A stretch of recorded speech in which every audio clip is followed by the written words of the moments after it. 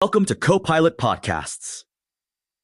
In the flickering shadows of a candlelit dojo, a figure moves with deadly precision, but this isn't your typical ninja story. The image of a female ninja practicing kata in traditional garb is actually quite different from historical reality.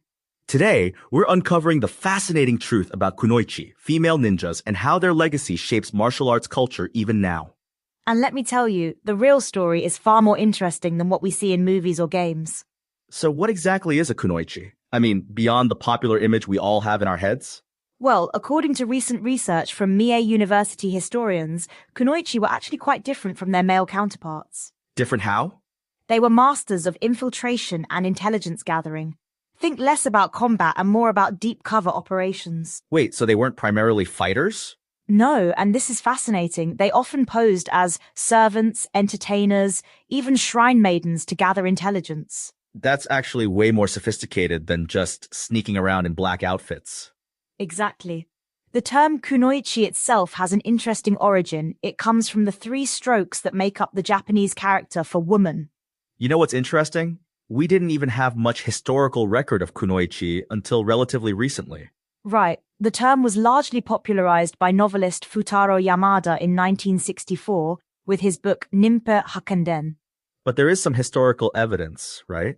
Yes, the Bansen Shukai, a ninja handbook from 1676, describes something called kunoichi no jutsu, the techniques of female operatives.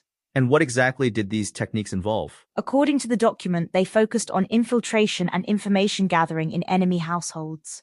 That must have required incredible discipline and training. Absolutely. They had to maintain their cover for months or even years sometimes. Speaking of training, let's talk about the dojo, the training hall. What role did it play? The dojo was, and still is, more than just a training hall. It's a place of learning, meditation, and spiritual development. And these traditions are still preserved today? Yes, modern dojos maintain the same principles and practices as their historical counterparts. Let's talk about the visual aspect, the way kunoichi are portrayed in modern media. That's where things get interesting, and often historically inaccurate.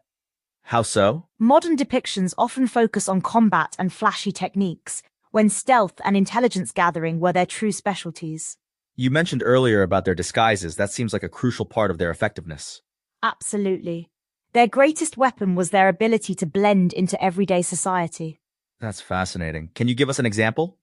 One famous example is Mochizuki Chiyome, who created a network of female operatives disguised as shrine maidens. Wait, an entire network? Yes, she recruited women from difficult circumstances and trained them as spies while maintaining their cover as religious workers. That's incredible. Let's talk about the training itself. What did that involve?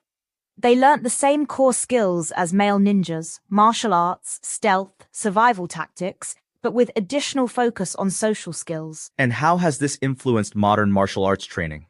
Modern martial arts still emphasize many of these principles, particularly in kata, formal training exercises. Tell me more about kata. What exactly is it? Kata are formalized patterns of movement that teach principles and concepts, not just fighting techniques. And these are still practiced in modern dojos? Yes, they're fundamental to martial arts training, preserving centuries of knowledge through movement. Let's talk about the visual aspects. How do modern films portray these movements? Modern cinematography has really transformed how we see martial arts, using techniques like slow motion and creative lighting. Speaking of lighting, the traditional Japanese use of candlelight must have played a role historically. Yes, traditional Japanese lighting like andon and churchin created atmospheric effects that ninja could use to their advantage. That's fascinating how they used the environment to their advantage. Everything was a potential tool, from shadows to social customs. Let's talk about modern training. How do today's martial artists preserve these traditions? Modern dojos blend traditional techniques with contemporary understanding of movement and combat. And what about the spiritual aspects? Those remain crucial. The dojo is still very much a place for mental and spiritual development, not just physical training. It seems like there's so much more to this than just the fighting techniques. Absolutely. It's about developing the whole person, just as it was for the kunoichi centuries ago. What lessons can modern practitioners learn from the kunoichi tradition? The importance of adaptability, intelligence, and using one's environment effectively, skills that go beyond just physical combat. That's really relevant even today, isn't it? Exactly. These principles of adaptation and strategic thinking are timeless. As we wrap up, what's the most important thing for people to understand about kunoichi? That they were far more sophisticated than popular culture suggests, masters of strategy and infiltration rather than just warriors. It really changes how you think about ninja history, doesn't it?